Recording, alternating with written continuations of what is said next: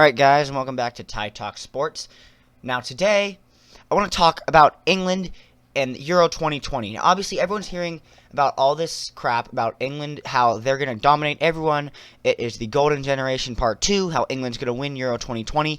But I want to take a more in-depth look on how they can actually do it, or if they're going to fail trying for the 9th, 10th, 11th year running. If you enjoy this type of content, make sure to like and subscribe. It really helps me out. And yeah, stay tuned for the ride. So England haven't actually won an international trophy, like a major international trophy, since 1966 when they won the World Cup back in the day.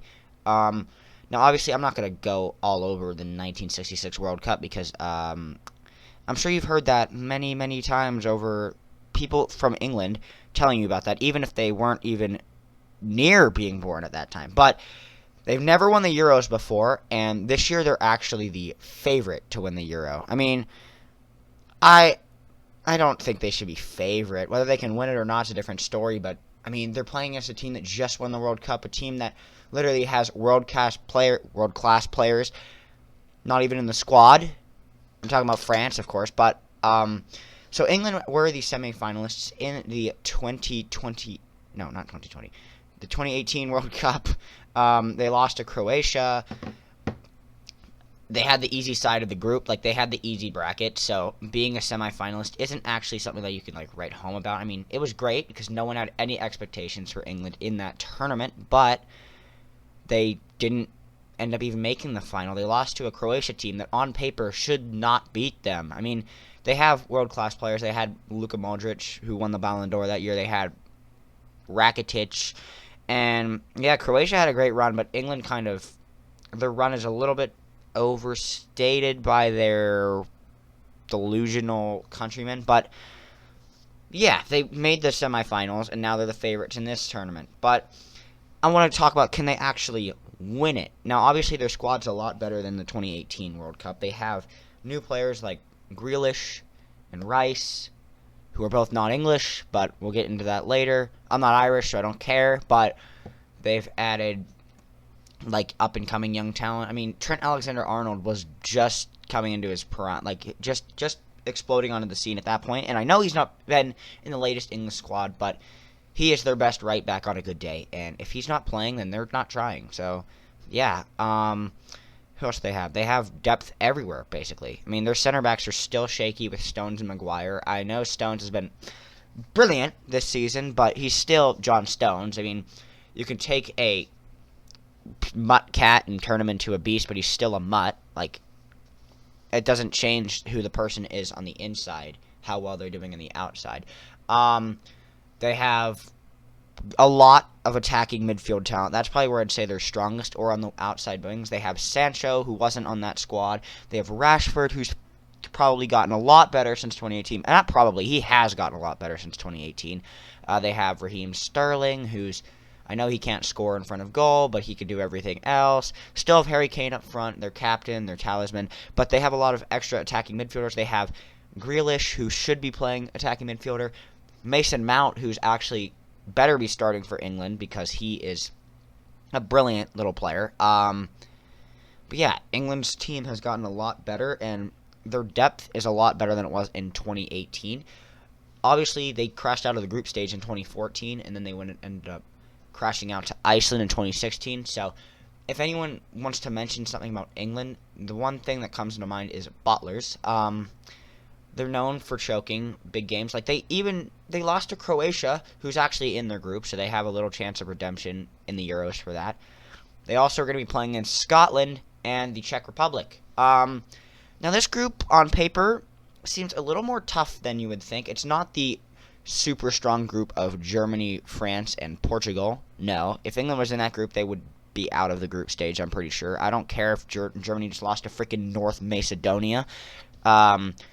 Before that, most people hadn't even heard of that there were two Macedonians. They just thought it was one. But they wouldn't get out of that group. But this group seems a little bit, I wouldn't say easy, because Croatia's still a good team. They're still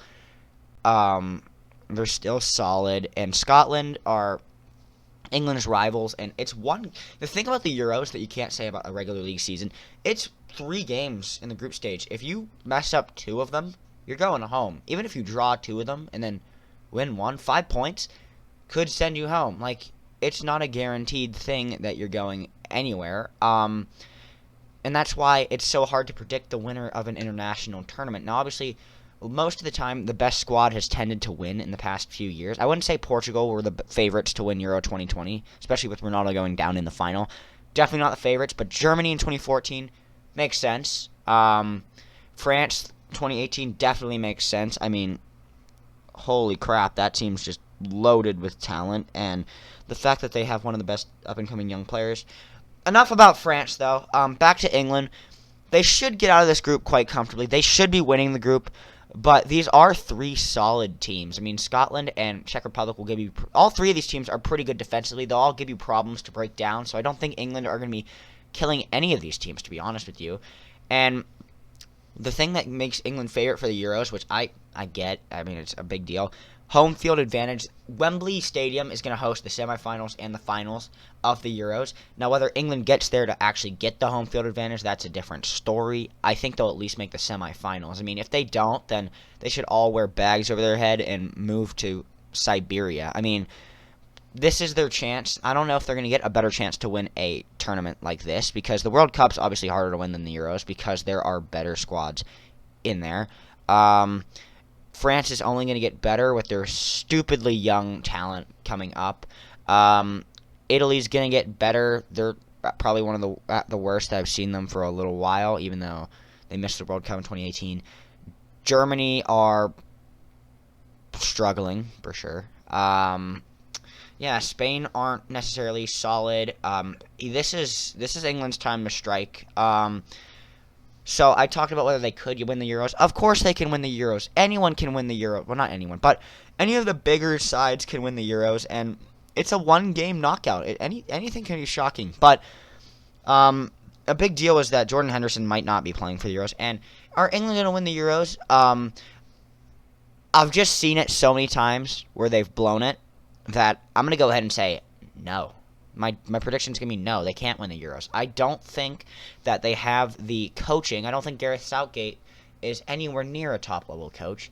I don't think they have the coaching or the team unity. Like, they feel like just a cluster of players. Like, they don't feel like a team. Like, there's a few players in that squad that feel like, oh, yeah, they've been there. Wow, this is a team. Like, Kane, Rashford, Henderson, who might not be in, Maguire.